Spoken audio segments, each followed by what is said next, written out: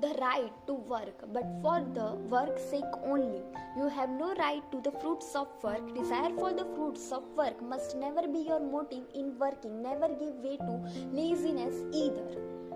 Perform every action with your heart fixed on the supreme Lord. Renounce attachment to the fruits. Be even tempered in success and failure, for it is this evenness of temper which is meant by yoga. Work done with anxiety about result is far inferior to work done without such anxiety in the calm of self-surrender. Seek refuge in the knowledge of Brahma. They who work selfishly for the result are miserable. You are what you believe in. You become that which you believe you can become. Man is made by his beliefs. As he believes, so he is. When meditation is mastered, the mind is unwavering like the flame of a lamp in a windless place. In the still mind, in the depth of meditation, the self reveals itself, beholding the self by the means of self, as aspirant knows the joy and peace of complete fulfillment, having attained the abiding joy beyond the senses, revealed in the still mind. He never serves for the internal truth. You are only entitled to the action, never to its fruits. Show good will to all. Be fearless and pure. Never waver in your determination or your dedication to the spiritual life. Give freely, but self-controlled, sincere, truthful, loving, and full of the desire to serve. Realize the truth of the scriptures. Learn to be detached and take a joy in renunciation. Do not get angry or harm any living creature, but be compassionate and gentle. So good will to all. Cultivate vigor, patience, will, purity, avoid malice and pride. Then, Arjun, you will achieve your divine destiny. Death is as sure for that which is born as birth is for that which is dead. Therefore, grieve not for what is inevitable.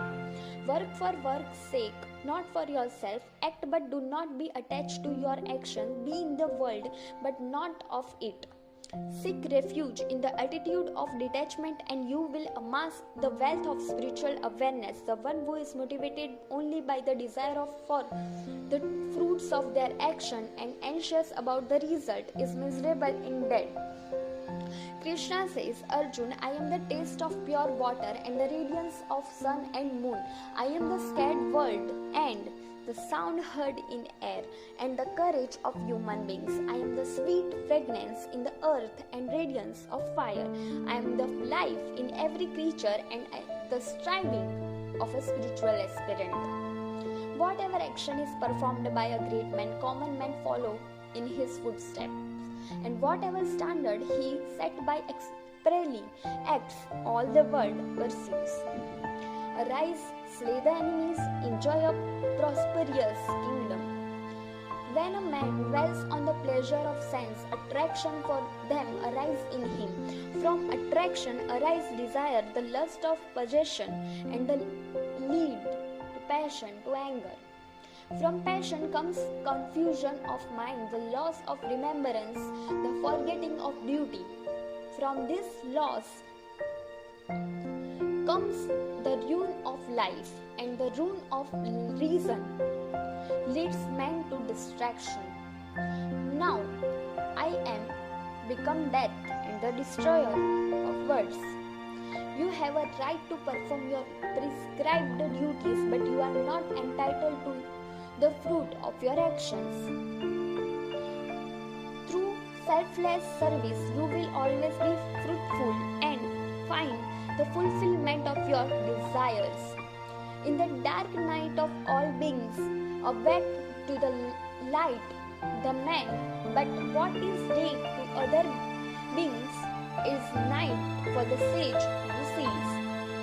The spirit is beyond distraction. No one can bring an end to spirit which is everlasting. Amongst thousands of persons, hardly one strives for perfection, and amongst those who have achieved perfection, hardly one knows me in truth.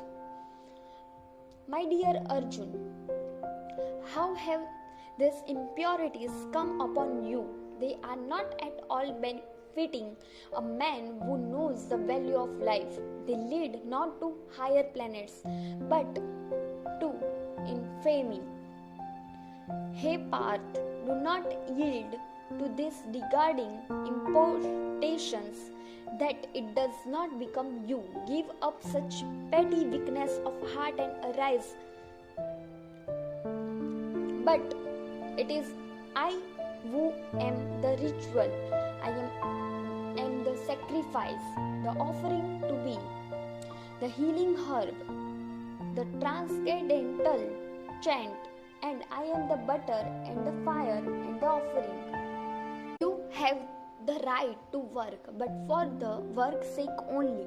You have no right to the fruits of work. Desire for the fruits of work must never be your motive